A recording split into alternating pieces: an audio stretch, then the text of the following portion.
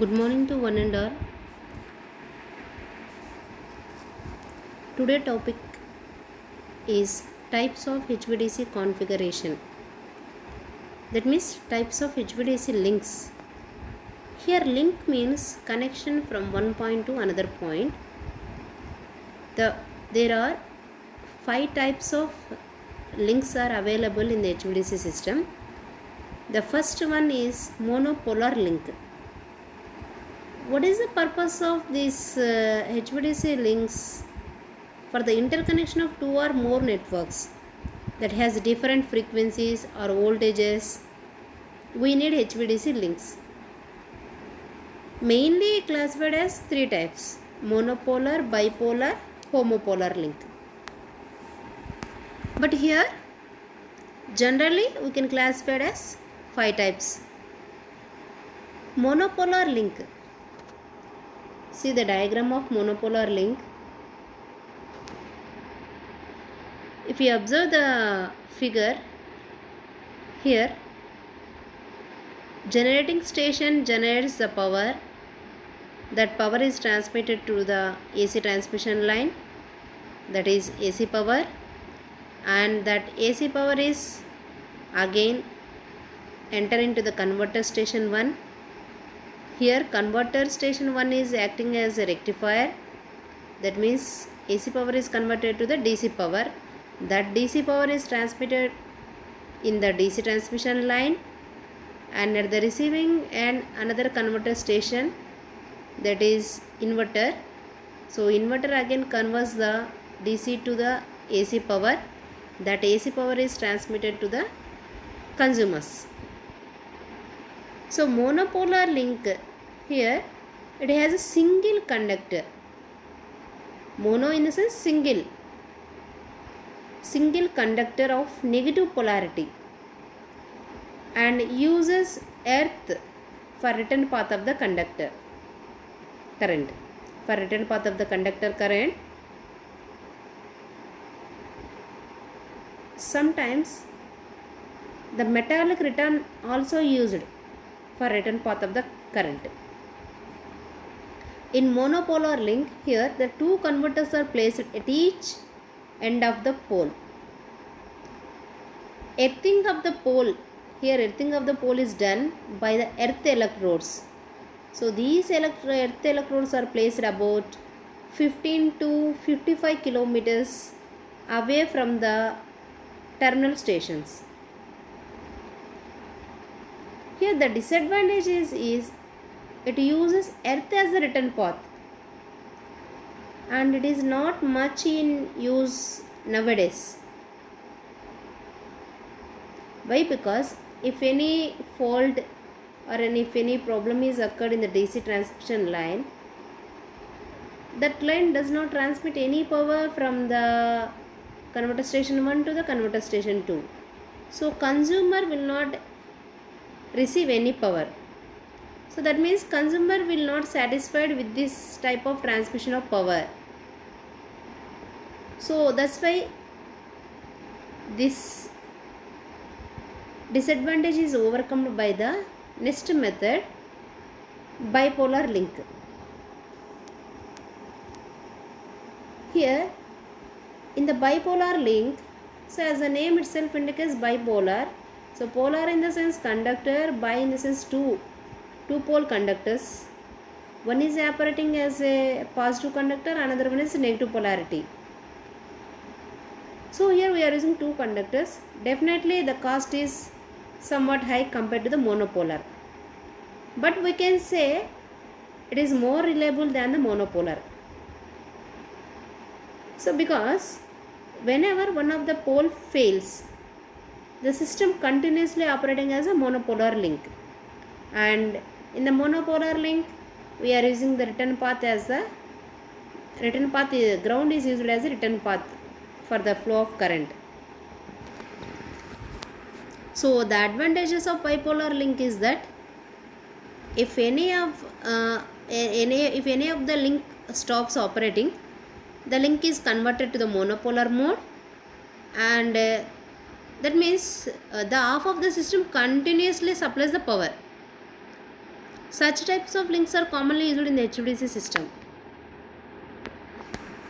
And next one, multi-terminal link. Here multi-terminal link, that means so far up to now HVDC systems are designed and operated point to point systems. That means point to point system is nothing but it is two terminal system. That means only we are using two converter stations, and but the name is multi-terminal DC systems. That means it has more than two converter station. That means more than two converter stations in the sense some of them operating as rectifier and others are operating as inverters.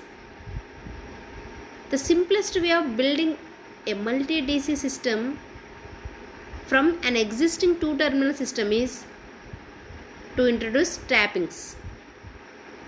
That means parallel operation of converters and bipoles can also be viewed as multi-terminal operation.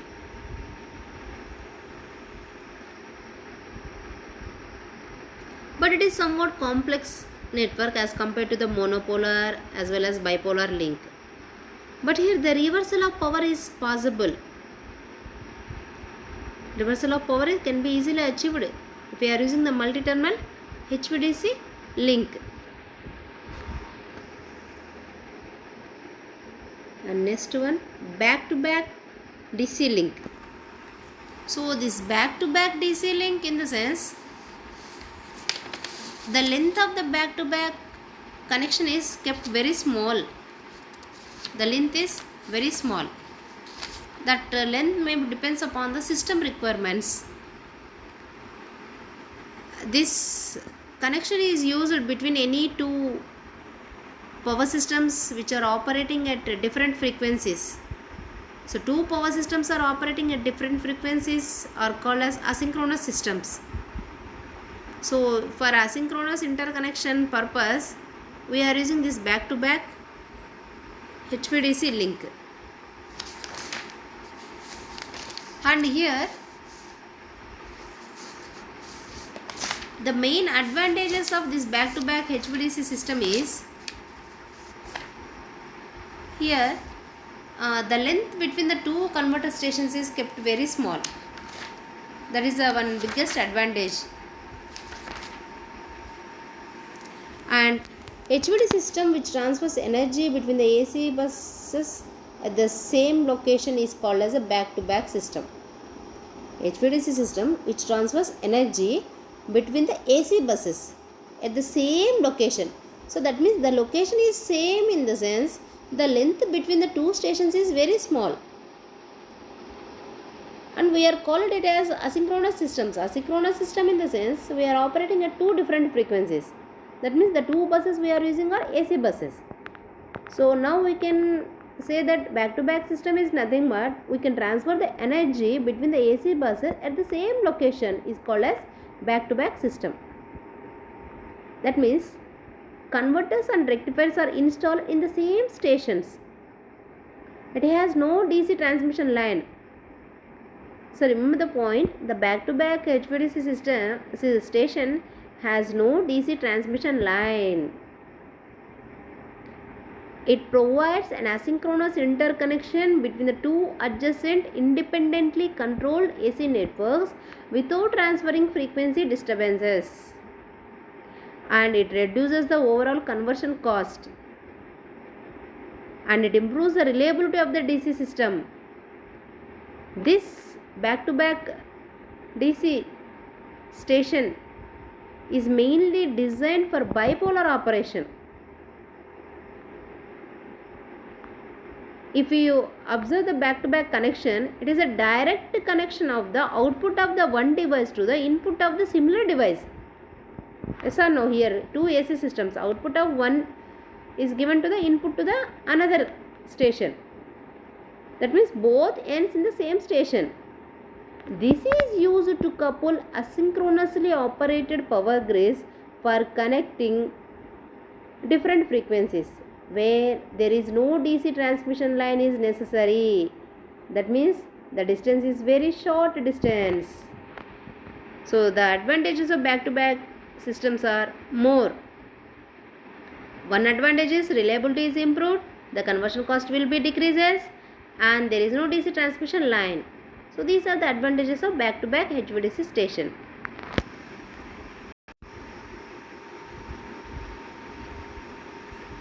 And next one, tripole. So tripole in the sense here more than 2 or 3 conductors are operated as bipole, and the third conductor is used as a parallel monopole, and which is equipped with reversing valves. That means here reversing valves in the sense parallel valves are connected in reverse polarity.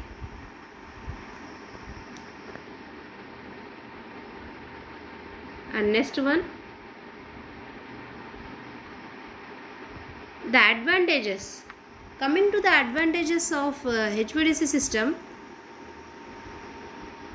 so its reliability is improved when you are using HVDC system instead of HVAC system.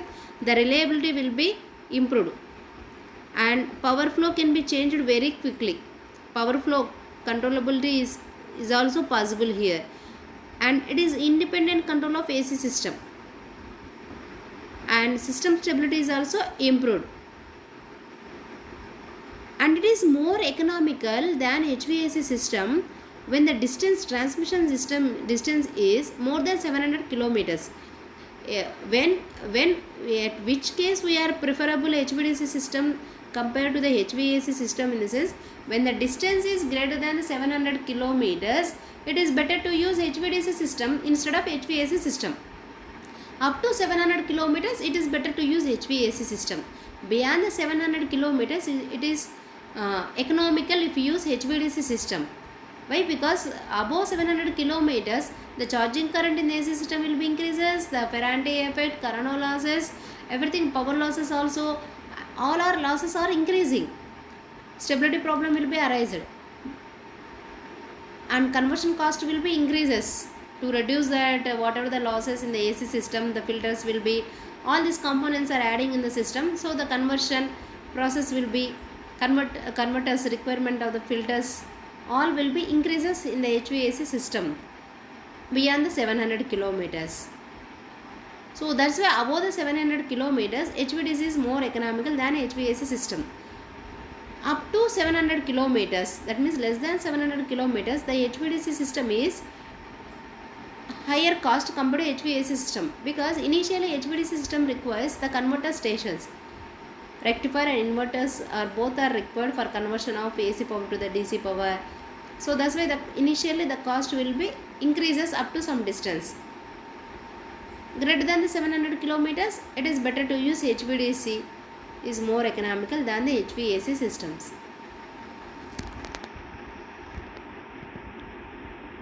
So these are the economical advantages. The line losses in the DC will be always lower than the AC lines, and the tower of the DC lines are simple and cheaper compared to AC lines, and DC lines and cables are also cheaper than the AC lines. So in the next class we will discuss about the components of HVDC systems. Thank you.